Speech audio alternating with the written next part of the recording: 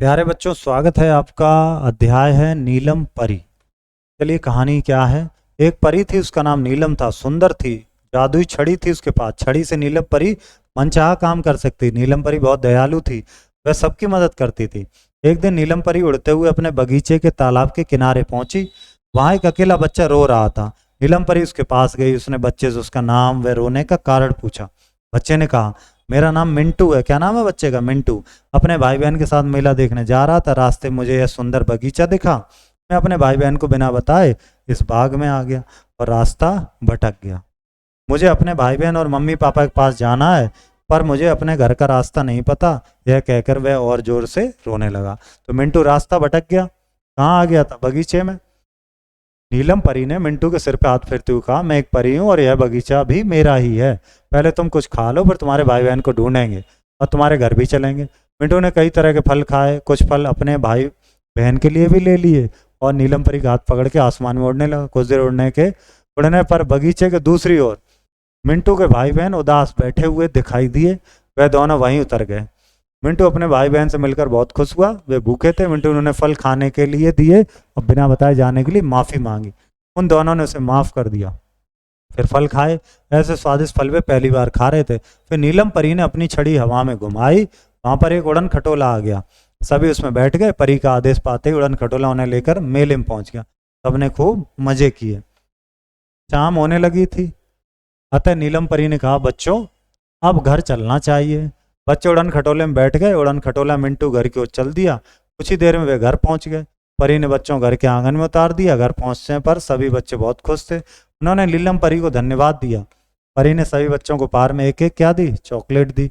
उन्हें समझाया कि बिना बताए अकेले कहीं नहीं जाना, मम्मी पापा के साथ ही जाना। और फिर वहां से क्या किया? वो उड़ गई। नीलम परी ने बच्चों की मदद करी। मदद मतलब सहायता की। दास मतलब दुखी, माफी मतलब क्षमा, और बगीचा मतलब छोटा बाग, आदेश आज्ञा, उड़न खटोला जो उड़ने वाला विमान था। अब करते हैं कुछ प्रश्न यहाँ से टिकवा ले। नीलम परी कैसी थी? दयालु थी। अकेला बच्चा क्या कर रहा था? खेल रहा था, रो रहा था? वो तो रो रहा था। परी ने बच्चों को कहाँ उतार दिया? आंगन में, गांव के बाहर या खेत में? बताओ। हाँ, घर के आंगन में ही तो उतारा उसने। यही तो है, देखो, घर के आंगन में उतार दिया। बच्चों को घर के आंगन में उतार दिया उसने।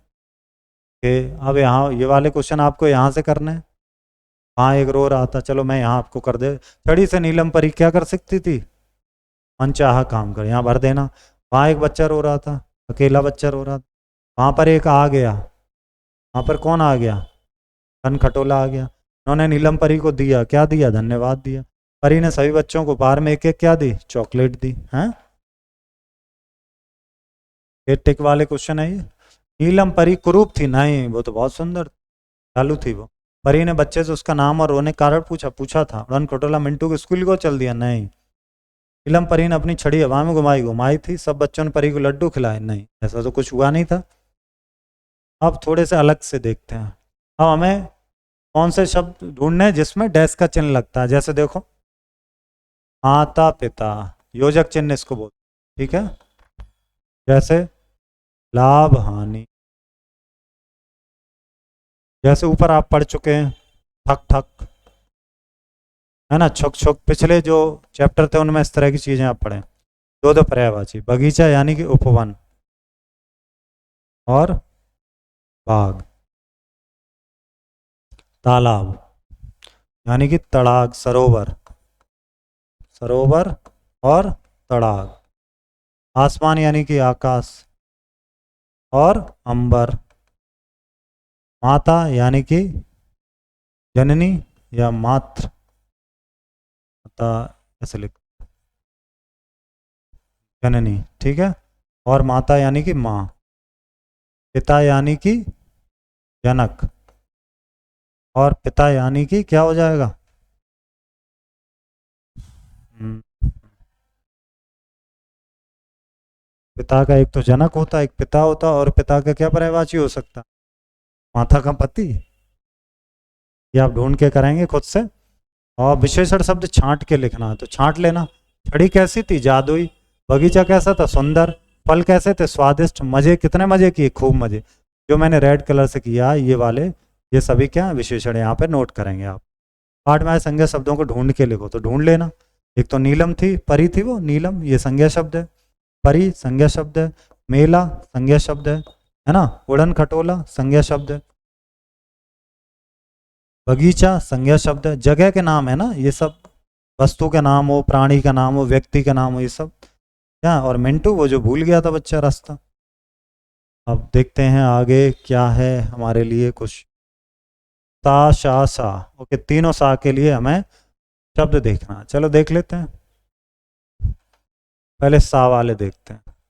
सा से सांप कर दो, सा से सपेरा कर दो, सा से सवेरा कर दो। चलो चा से देख लो, चा से सलजम कर दो, चा से अवकाश पीछे ले लो शाह को, चा से लिख सकते विशेष, ये वाला शाह यहाँ भी काम आ जाए, जैसे ये विषम, ठीक है। और जैसे कि षटकोण, ठीक है, और विश्व, यहाँ पर ये वाला शाह इस्तेमाल में लाया जाता है। चैप्टर कंप्लीट है, मिलते हैं अगले अध्याय में।